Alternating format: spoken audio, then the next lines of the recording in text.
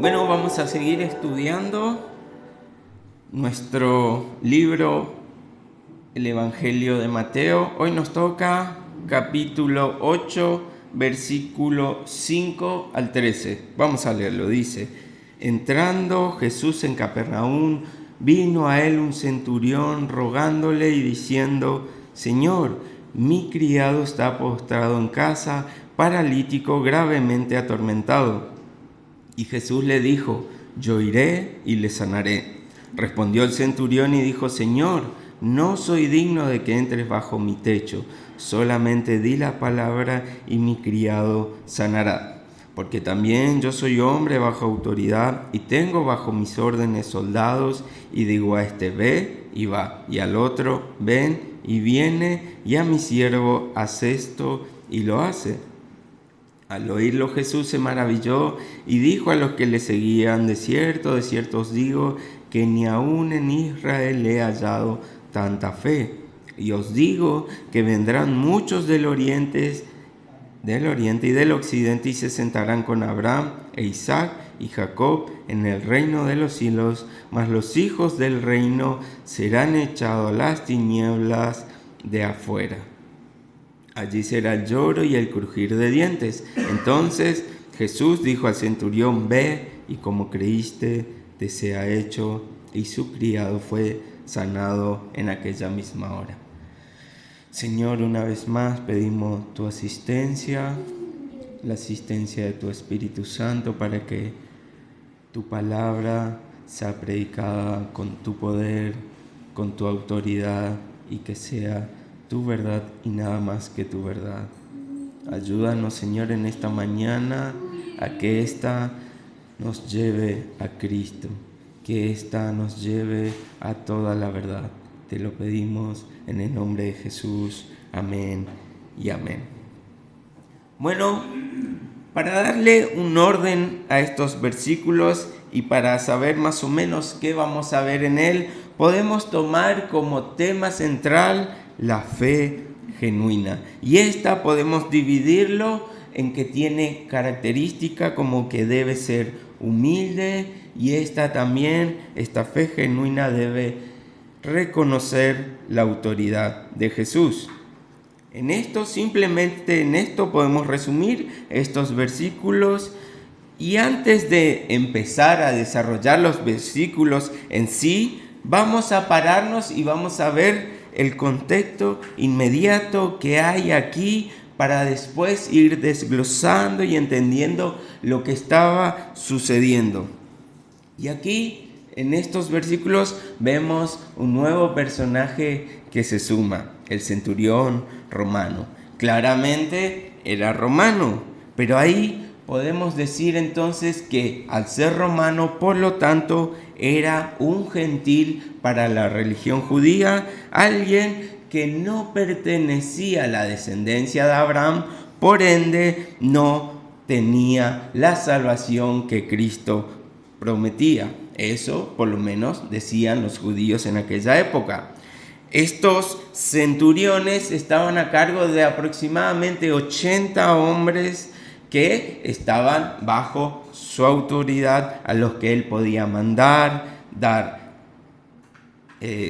mandados, dar acciones, pedirle y encargarle cosas, y estos debían responder a él.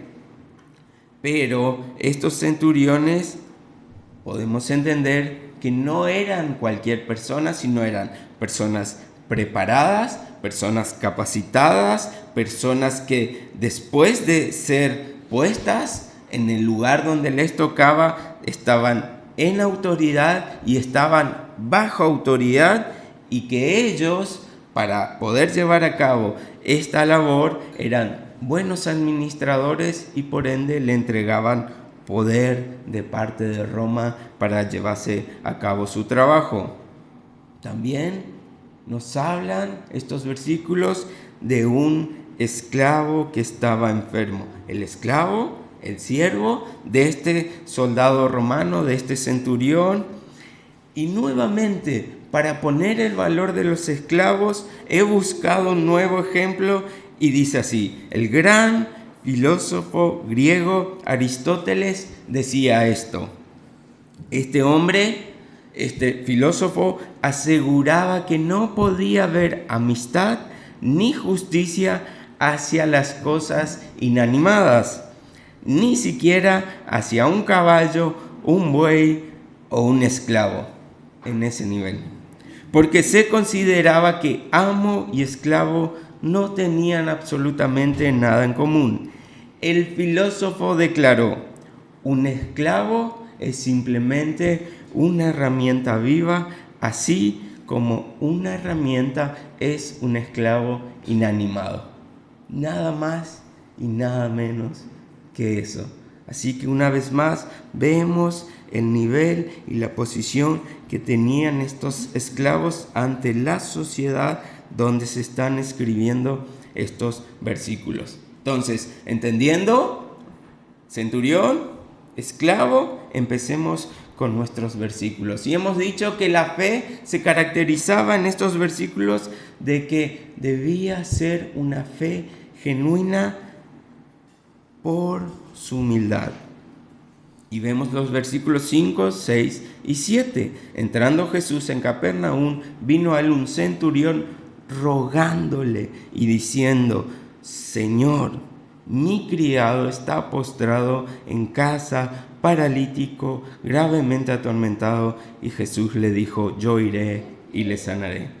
Como hemos dicho, vemos un personaje que se suma, que es el soldado romano, un hombre preparado, un hombre capaz, con autoridad y con su poder.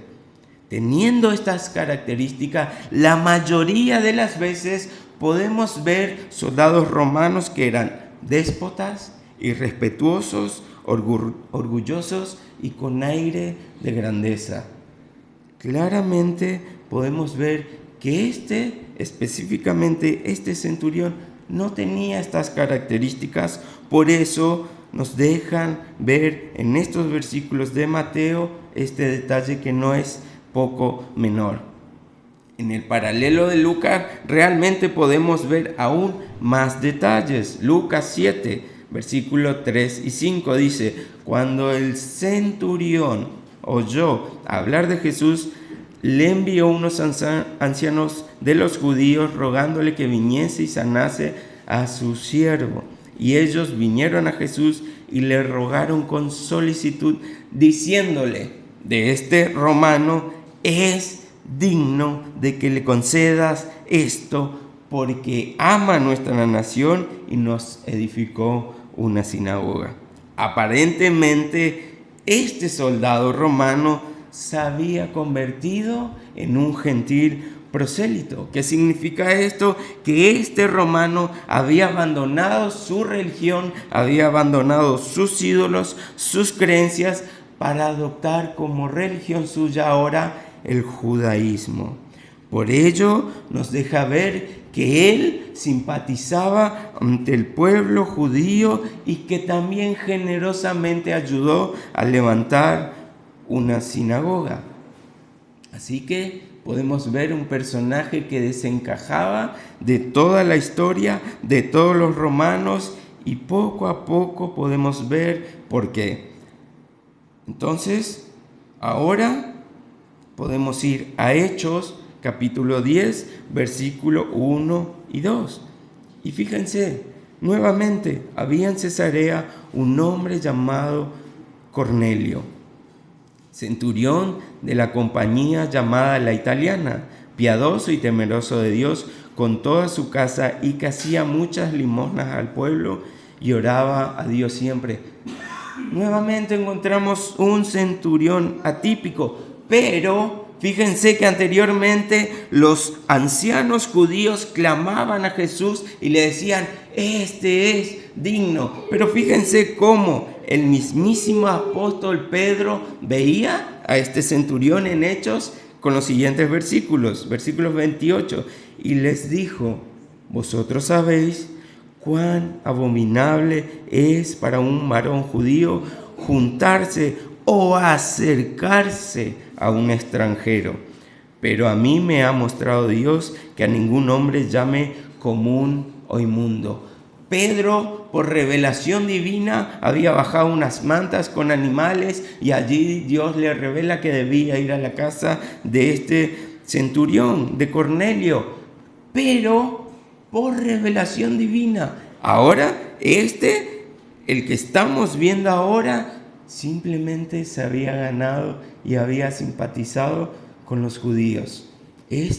Había hecho una gran obra para llevar a cabo y para cambiar el pensamiento de estos que le parecía abominable juntarse o siquiera acercarse a estos hombres.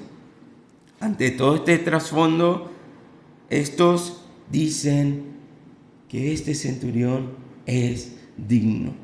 No solo que le agradaba, no solo que habían visto cómo él les ayudaba a levantar una sinagoga, sino al momento de ir a Jesús, ellos insistentemente le decían: ayúdalo porque él es digno. Estas personas sentían un verdadero aprecio por este centurión. Pero a pesar de todo esto, a pesar que estos judíos decían que él era digno, él aún mostraba más humildad, una fe genuina. Estos decían: él es digno, pero él mismo decía: yo no soy digno de que entres a mi casa ni que vengas a mí. Aún habiéndose ganado el favor y el cariño de estos que odiaban a todos los que eran gentiles y extranjeros, aun cuando estos decían que él era digno, aun cuando él era un gran hombre prominente de poder en Roma y ante los judíos, él decía de sí: no soy digno que entres a mi casa, ni siquiera soy digno de ir a ti. Y por eso estos hombres fueron a clamar por él, a interceder por él ante Jesús para que haga un milagro en su siervo. Y esta es la misma actitud que podíamos ver en el leproso. Al igual que aquel, en su momento de necesidad, en su momento donde podía presentarse ante Jesús, podría sacar a relucir su título como soldado romano, donde todos los ciudadanos debían hacerle caso, y podía de alguna manera exigir a Jesús que vaya con él y haga algo por su esclavo. Pero no responde así. Mateo 13, 55, 57. Así veían a Jesús y así mismo podía tratar este centurión a Jesús. ¿No es el hijo del carpintero?, decían los judíos. ¿No se llama a su madre María? Un hijo bastardo, porque ni siquiera reconocían que José era su padre, porque si no la Biblia diría: ¿no es este hijo de José? Cuando la Biblia aquí menciona que era madre María, el hijo de María, estaban diciendo: este es un bastardo. Nadie creía que el Espíritu Santo había obrado sobre la vida de esta mujer para que él nazca. Entonces era un bastardo. El carpintero, un bastardo. ¿Sus hermanos no son estos? Jacobo, José, Simón y Judas. ¿No están todas sus hermanas con nosotros? ¿De dónde pues tiene todas estas cosas? Y se escandalizaban de él. Y fíjense este detalle. Jesús les dijo: no hay profeta sin honra, sino en su propia tierra y en su casa. Ante todo esto, ante este escenario, ante donde los judíos mismos veían a su Mesías como una simple persona, y donde el romano con autoridad podía aún tratarle aún peor, no vemos nada de eso aquí. Él se presenta rogándole a Jesús y diciéndole: vela por mi esclavo. Un joven muchacho, un siervo al que él amaba mucho. A esa herramienta inanimada que decía Aristóteles, él amaba mucho y había molestado al Maestro, al Mesías, al enviado del Señor, clamando por la salud y la vida de ese joven esclavo. Realmente era una fe admirable. Realmente su fe genuina y su humildad ponía argumentos ante esta persona para poder ver que éste estaba acudiendo al Señor como él realmente debe ser llamado. Este se postró, o mejor dicho, con una actitud de ruego, porque fueron aquellos ancianos y luego unos amigos los que intercedieron por él. Este decía que no era digno y este le decía Señor a Jesús. Su fe estaba siendo aprobada por el Señor. Santiago 4:6, pero Él da mayor gracia. Por esto dice, Dios resiste a los soberbios y da gracia a los humildes. Muchas veces podemos ver a Jesús simplemente ignorando a personas. Muchas veces podemos ver a Jesús rebatiendo las ideas y las enseñanzas de los fariseos y aquellos que querían probar o hacer que Él blasfeme para condenarlo a muerte. Y a estos Él soportaba, a estos Él resistía, pero a este Él aceptaba porque era humilde. Santiago 4:10, humillaos delante del Señor y Él os exaltará. Jesús asombró de su fe. Su genuina fe en humildad y una fe auténtica no le va a llevar a nadie a exigir nada a Dios. Al igual que el leproso, este se postró ante Jesús y le dijo, si quieres. Ahora este centurión, también entendiendo que Jesús podía sanar a su esclavo, a su siervo, le dijo en sus palabras, si quieres. Y Jesús le dijo, sí, yo mismo iré y le sanaré. Jesús le estaba respondiendo igual que al leproso, sí, quiero. Ni el leproso ni el centurión veían a la fe como una fuerza para manipular a Dios.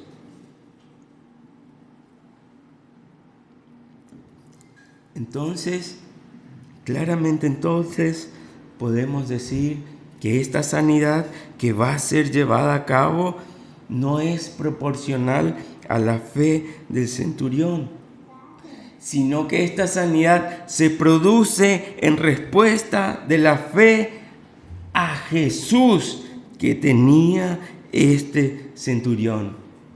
Este centurión no ponía su confianza en la fe que tenía, sino que ponía confianza en Jesús porque sabía que Él era poderoso para sanar a su esclavo. Y esto le fue contado y aprobado para que así suceda. Entonces, aquellos que usan su fe como un poder para torcer el brazo del Señor, aquellos que a través de su grande fe quieren decirle al Señor cómo hacer las cosas, aquellos que su fe logran, reclaman y arrebatan bendiciones, cuidado, este es un acto aborrecible ante el Señor.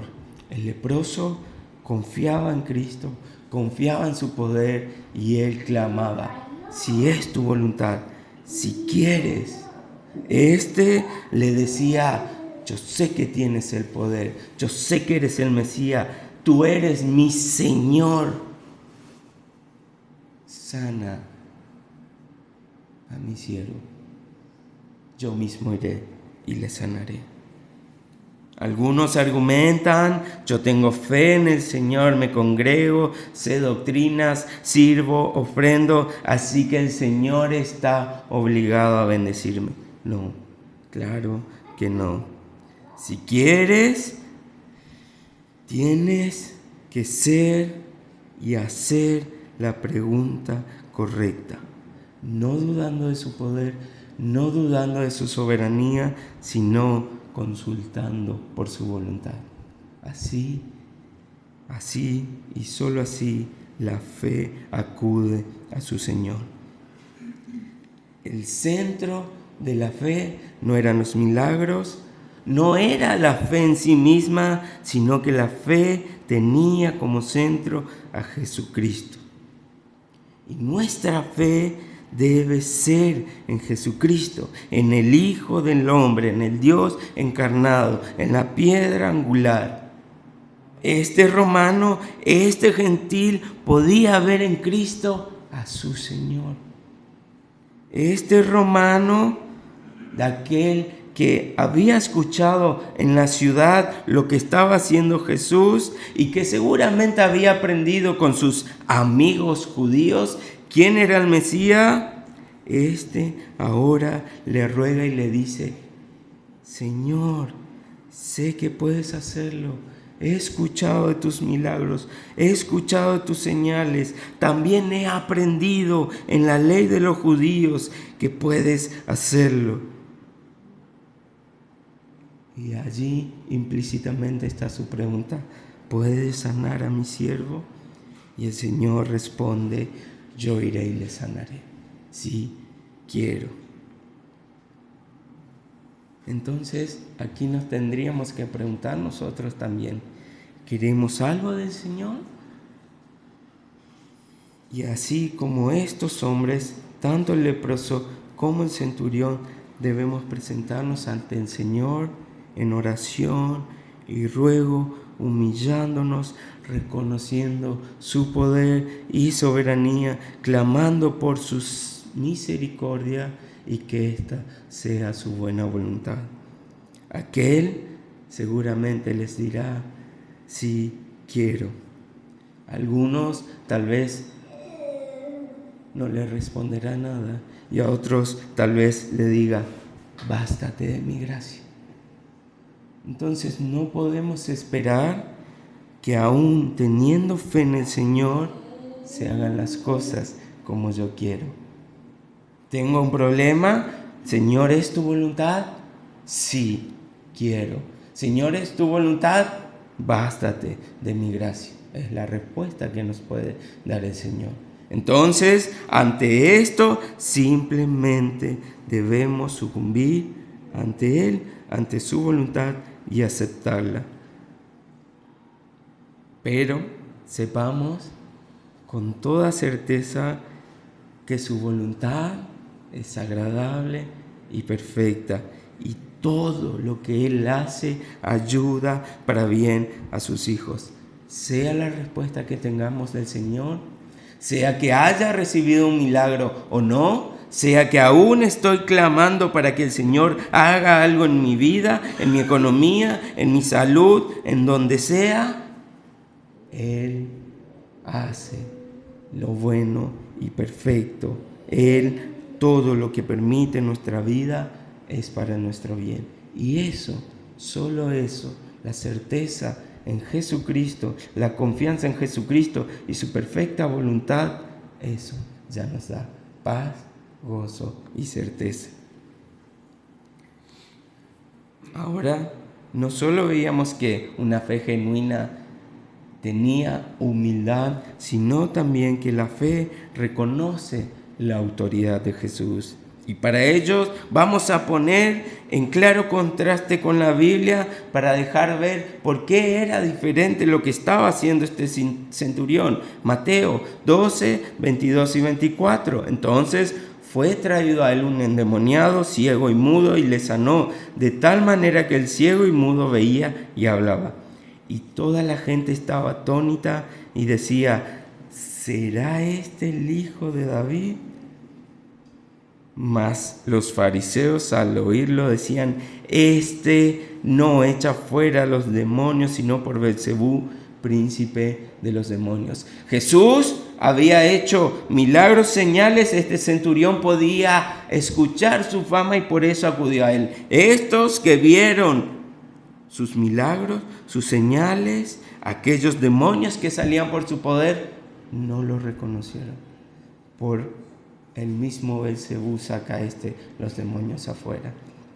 Mateo 11, 23 y 27. Y fíjense, y tú, Capernaum, ahí estaba este centurión, que eres levantada hasta el cielo, hasta el Hades serás abatida. Porque si en Sodoma se hubieran hecho los milagros que han sido hechos en ti, habría permanecido hasta el día de hoy. Por tanto os digo que en el día del juicio será más tolerable el castigo para la tierra de Sodoma que para ti. En aquel tiempo respondiendo Jesús dijo: te alabo, Padre, Señor del cielo y la tierra, porque escondiste estas cosas de los sabios, de los entendidos, y las revelaste a los niños. Este centurión era uno de esos niños.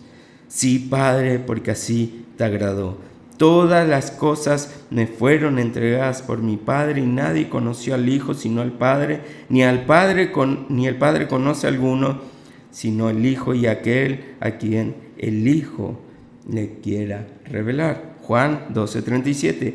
Pero a pesar de que había hecho tantas señales delante de ellos, no creían en él. Hasta aquí este centurión tenía todos los argumentos para desechar a este hombre, a este maestro, a este supuesto judío que venía hablando en contra de lo que los fariseos y que todo el pueblo aparentemente decía de él: es un blasfemo, echa demonios en nombre de Beelzebú. Aún viendo los milagros que él hacía, ellos decían: no es este. Y fíjense, Marcos 6, 1 al 6. Salió Jesús de allí y vino a su tierra, y le seguían sus discípulos. Y llegado el día de reposo, comenzó a enseñar en la sinagoga, y muchos, oyéndoles, se admiraban y decía: ¿de dónde tiene estas cosas? ¿Y qué sabiduría es esta que les es dada? Y estos milagros que por sus manos son hechos, ¿no es este el carpintero? ¿No es este el hijo de María, hermano de Jacobo, José y Simón? Y allí todos los versículos que hemos leído. Y dice: y estaba, versículo 6, asombrado de la incredulidad de ellos, y recorría las aldeas de alrededor enseñando.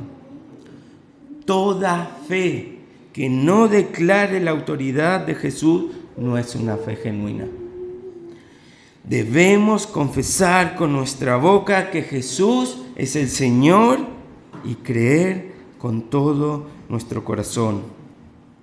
Este soldado, con autoridad, bien visto ante la sociedad judía, entendía perfectamente quién era al que rogaba por la sanidad de su criado. Él, a través de los milagros, de los hechos que escuchaba de Jesús, de lo que había oído de sus enseñanzas, reconocía la autoridad de Jesús.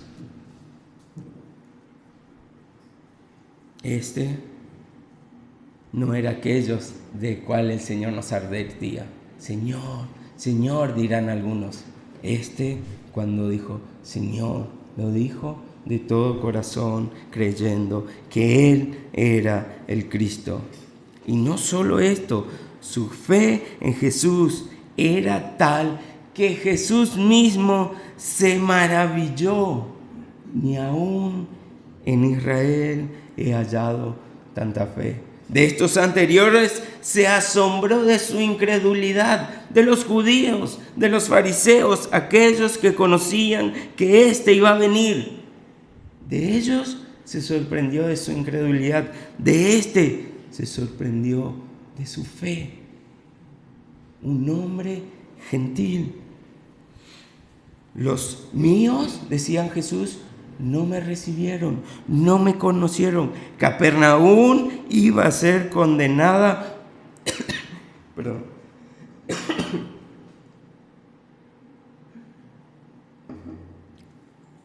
Capernaum iba a ser condenada porque pese a sus milagros y todo lo que vieron, no creyeron en este. Sus propios discípulos. Más adelante es a los que Jesús les dice, hombres de poca fe. Y ellos mismos, sus propios discípulos en la barca, se preguntaban, ¿quién es este que aún el mar y el viento le obedecen? Aún estaban atónitos de este hombre, aún se sorprendían de las maravillas que éste podía hacer. Pero este, romano, gentil, él sabía que Jesús mismo, con la autoridad que decía, simplemente enviando su palabra, podía sanar el enfermo. Ante esto Jesús se maravilló y dijo, ¡wow! Este realmente ha visto al Dios encarnado.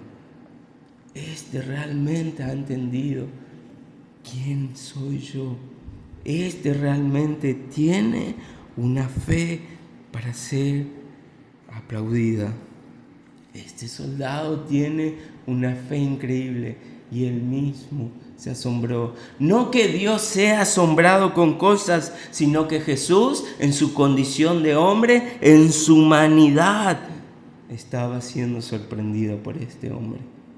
Este entonces reconocía la autoridad de Jesús aún sobre el mundo espiritual. Lo que no podían ver, él aún así confiaba de que éste lo podía hacer. Este no necesitaba que Jesús lo toque.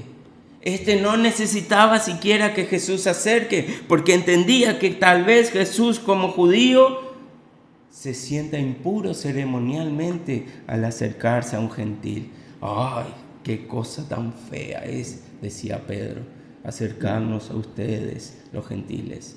Y este aún en esta humildad, sabiendo probablemente que podía quedar ceremonialmente impuro, le dice, no soy digno de que entres a mi casa, no soy digno que te acerques. Di la palabra. Yo sé, yo confío, yo conozco que este Dios que los judíos me han enseñado es el mismo Dios que el poder de su palabra ha creado todas las cosas. Y este confiaba en ese Dios, en ese poder. Y si él simplemente decía las palabras, iba a suceder. La autoridad que tenía Jesús era esta y aún mayor que esta de lo que él podía entender. Pero este sí que tenía una fe genuina, una fe que hasta el mismo Señor estaba sorprendido. Pero a pesar de esto, a pesar de este hombre, a pesar de esta fe que aún a nosotros nos debería maravillar, él no tenía la Biblia como la tenemos nosotros. Él no tenía las cartas de Pablo. Él no tenía Apocalipsis, él no tenía los evangelios. Y él creyó de una forma que asombraba al Señor. Hoy nuestra Biblia está llena de promesas para todo tiempo y toda circunstancia prácticamente. Y aún así nosotros tememos.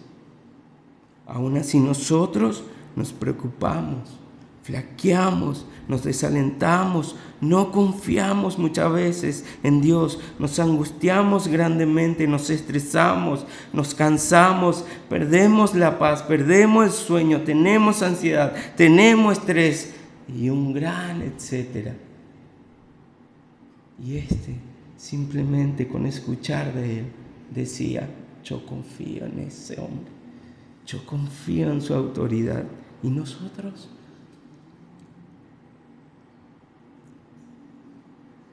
¿El Señor estaría asombrado de nuestra fe o decepcionado?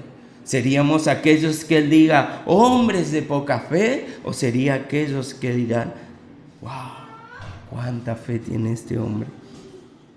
teniendo todo claramente revelado, teniendo libros que nos explican lo que el Señor había querido decir, qué estaba pasando, todo, absolutamente todo lo necesario para tener una gran fe. No es así. Teniendo aún más conocimiento, teniendo aún más revelación, no podemos siquiera decir que estamos cerca de la fe de este hombre. Por eso el Señor se asombró por su fe. Y por eso este hombre, claramente podemos decir que sabía quién estaba frente suyo. El Rey de Reyes, el Señor de Señores, aquel que había creado todo con su palabra. Y ante este, y solo ante este, él rogaba y él lo declaraba: Señor, si quieres, sana a mi siervo. Y claramente su fe no estaba en el poder de Dios. Él sabía que todos aquellos decían: este carpintero, el hijo de María. Pero para él, este era el Dios para el cual nada es imposible. Y que su poder lo puede hacer todo. ¿Cuánto aún nos falta por conocer a este Dios? ¿Cuánta fe nos falta? No solo debemos caer en el conocimiento, sino que también debemos creer en ese conocimiento y debemos vivir en razón de eso. Muchas veces nos encontramos ante dificultades y acudimos a la mentira. No vaya a ser que mi jefe se enoje, pero no acudimos al poder de nuestro Dios soberano.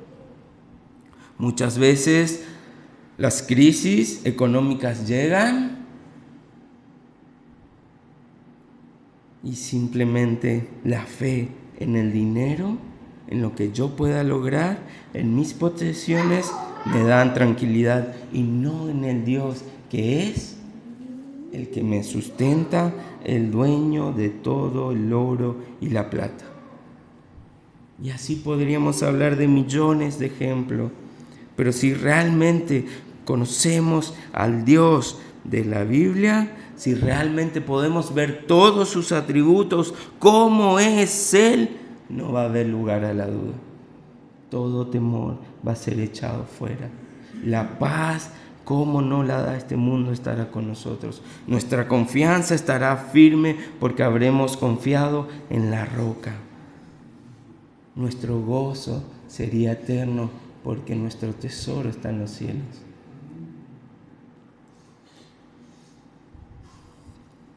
No debería pasar nada de esto.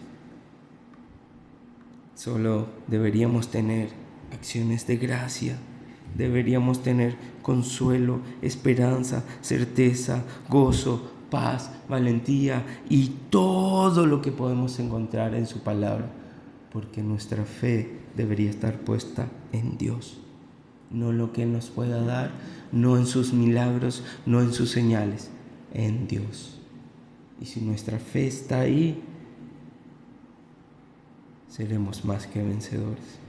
Juan 5:37, y el Padre mismo que me envió ha testificado en mi favor. Ustedes nunca han oído su voz ni visto su figura, ni vive su palabra en ustedes. ¿Por qué no creen en aquel a quien Él envió? Ustedes estudian con diligencia las Escrituras, porque piensan que en ella hallan la vida eterna. Y son ellas las que dan testimonio en mi favor. Sin embargo, ustedes no quieren venir a mí para tener esa vida. Si tuviéramos una fe genuina, esta nos acercaría a Cristo. Si tuviéramos una fe genuina, esta nos llevaría a Cristo. Si tuviéramos una fe en este Dios, no va a ser por conocimiento, aunque este nos lo revela y nos ayuda a entenderlo, sino es porque Él me amó, Él dio su vida por mí, es su sangre y eso ha dado vida eterna y vida, abundancia en mí. No fui yo, no fue en mis conocimientos, no fue probablemente lo que pude ver, fue Dios obrando en fe en mi vida. La fe genuina, entonces, me va a llevar a amar a mis hermanos, a la iglesia. La fe genuina es la que va a poner el deseo en mí de buscar a Dios, de congregarme, de servirle, de glorificarle, de orar, de encontrar su voluntad en su palabra. La fe genuina me va a acercar a Cristo. Aquellos que se alejan, entonces podríamos decir o que no tienen fe o que si no su fe ha sido enfriada. Aquellos que dejan de gozarse en las disciplinas espirituales que nos acercan a su Señor es porque han dejado de mirar a Cristo. Aquellos que sufren el cristianismo, aquellos que es una carga pesada, es porque no han conocido a Cristo para que éste le dé su carga liviana. Es Cristo, la fe en Cristo. Es muy común ver a aquellos que entran en aflicciones, en dificultades, que vayan huyendo desesperados ante sus dioses, ante sus ídolos, ante sus tesoros. Estos son los que edificaron en la arena y serán destruidos. Estos, entonces, los de genuina fe, son aquellos cristianos que realmente honran al Señor. No son aquellos que tenían apariencia de piedad, pero poco a poco los vemos abandonar la gracia y el camino del Señor. Poco a poco los vemos alejarse de la iglesia. Poco a poco vuelven al mundo que ellos tanto desean. Muchas veces uno puede hablar con el hermano y puede notar una actitud, un carácter o problemas en su vida, y claramente si usted empieza a indagar va a ver que de él y de las disciplinas que podrían llevarlo al Señor se ha apartado. Seguramente ya ha dejado de orar, seguramente ya ha dejado de leer la palabra, seguramente ya ha dejado de congregarse, seguramente ya no le gusta juntarse con sus hermanos. Su fe se ha enfriado porque las cosas del mundo comenzaron a tener lugar en su corazón. Y esto es una palabra dura para todos nosotros. Es un llamado de atención para todos nosotros. Esta fe que maravilló al Señor no es algo excepcional. Esta fe debe ser el estándar de todo cristiano. No deberíamos estar también nosotros asombrados por esta fe, sino obrar con esta misma fe. Porque tenemos al mismo Dios que estaba parado ante ese hombre. ¿Cómo daremos testimonio entonces de aquel que es grandísimo y poderoso si nuestras propias vidas están temblando ante pequeñeces de este mundo? Si nuestras vidas están siendo golpeadas por los afanes de este mundo, ¿cómo hablaremos de un Dios todopoderoso a aquellos que nos están viendo dudar de nuestra fe? ¿Cómo? Nuestra fe debe mostrar a un Dios grande, un Dios fuerte, que Él tiene cuidado de nosotros y que esa confianza nosotros también la ponemos en Él. ¿Qué verá el mundo en nosotros? ¿Hipócritas? ¿Hombres llenos de fe en aquel que ha vencido al mundo y que nosotros confiamos pese a las circunstancias? Y este mensaje también es para aquellos que aún no conocen al Señor. Estos versículos esconden una verdad maravillosa. El Señor nos deja ver que aunque los judíos pensaban que ellos ya habían ganado su salvación por ser descendientes de Abraham, que ellos ya habían ganado su salvación por las obras. Él dice que no era así. En estos versículos, Él dice: y os digo que vendrán muchos del oriente y del occidente y se sentarán con Abraham e Isaac y Jacob en el reino de los cielos. Gentiles, como este centurión. Mas los hijos del reino, a ustedes, judíos hipócritas, serán echados a las tinieblas de afuera. Allí será el lloro y el crujir de dientes. Entonces, la pregunta para estos es: ¿quieres conocer a este Dios? Debes hacer como el leproso y el centurión, simplemente acercarte a este Dios y rogarle a los pies de Cristo que tenga gracia y misericordia de su vida. Si hacen esto, Él los recibirá. Él los escuchará y contestará a su clamor. Juan 6:37. Todo lo que el Padre me da vendrá a mí, y al que a mí viene no le echo fuera. Esa es la voluntad del Señor. Si vas a Cristo, Él te acepta y no te va a echar fuera.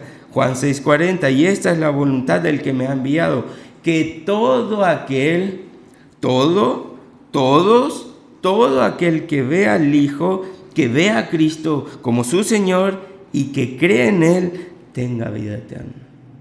Y yo le resucitaré el día postrero. Todo. ¿Quiénes? Judíos, todo. Gentiles, todos. Romanos, todos. Latinos. Todo aquel que venga y acuda a Cristo en arrepentimiento y fe, Él no le echará fuera. Y la fe que había en este hombre será puesta en ellos para glorificar a este Dios. Entonces hoy es el día para ir a los pies de Cristo. Hoy es el día de ver su cruz. Hoy es el día de entender que es su sangre la que nos salvó y que Él no nos echará fuera. Él pagó ese precio para recibirnos con brazos de amor, misericordia y gracia. Él pagó ese precio para todos aquellos que a Él vengan. Entonces, no importa si somos religiosos, si somos hipócritas, desconocidos, gentiles, no importa cuánto hayamos hecho, no importa cuántos pecados tengamos, si vamos en fe y arrepentimiento, aquel que venció al mundo, aquel que venció al pecado, nos perdonará y nos dará vida eterna. Y a todos aquellos que ya han aceptado a este Señor, a todos aquellos que ya ven a Cristo, pueden rogarle y decirle: Señor, el Señor nos da también promesas. Aquellos que están preocupados, aquellos que están afanados, aquellos que su fe ha menguado, que las aguas tempestuosas han hecho que dejen de mirar a Cristo, y cuando éstas empiecen a ahogarte, también Él nos dice lo mismo: clama a Él, ruega a Él: Señor, sálvame que perezco. Señor, si quieres, ayúdame. Señor, si quieres, provéeme. Señor, si quieres, socórreme. Señor, si quieres, sáname. Sé que puedes hacerlo. ¿Quieres? Y esto ya tiene su respuesta. Mateo 11, 28 al 30. Venid a mí, todos los que estáis trabajados y cargados, y yo os haré descansar. Llevad mi yugo sobre vosotros y aprended de mí, que soy manso y humilde de corazón, y hallaréis descanso para vuestras almas, porque mi yugo es fácil y ligera mi carga. Si sientes que tienes un peso muy pesado, tu fe debe estar fallando. Si sientes que hay algo que está venciendo, es porque tu fe no está mirando a Cristo. No hay forma que podamos poner los ojos en este Dios todopoderoso que busca solo lo bueno para nosotros y dudemos, temamos, perdamos la calma, la fe, la paz, la paciencia, el gozo. No hay forma, porque ante Él nada puede pasarnos. Él nos tiene en sus manos y Él nos cuidará. Este es el Dios al que debemos poner y volver a poner una y otra vez nuestra fe todos los días hasta que Él vuelva. Amén.